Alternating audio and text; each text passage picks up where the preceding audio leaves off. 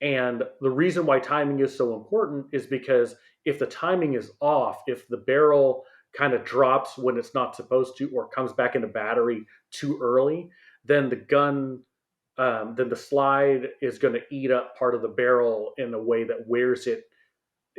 Essentially, it doesn't wear properly, Hmm. and then if it doesn't wear properly, then it doesn't fit properly, and then you lose accuracy, or it just chunks and it doesn't cycle properly. Those kinds of things, right? So a lot of times when you see folks who have, you know, and this is even including some builders who really make pretty looking guns, but they just don't run. Well, he says that the reason why they don't run is because they're not timed properly. And Okay. it's much more about the timing of the whole, the barrel dropping out, slide going back, slide coming forward, and barrel coming, locking up properly. It's much more about that than it is anything else. It's like if you can get that right, then the gun will run, So right? that's the length of the barrel link and the depth that the Yeah. hood's I, cut and such.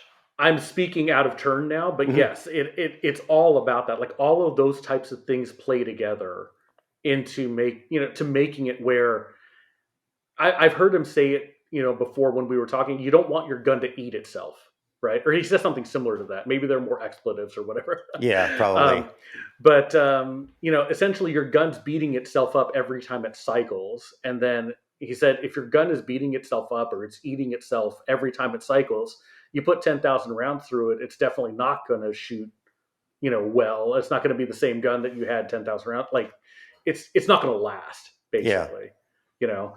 Um, and so that, like, there, and I don't know what the factors are, right?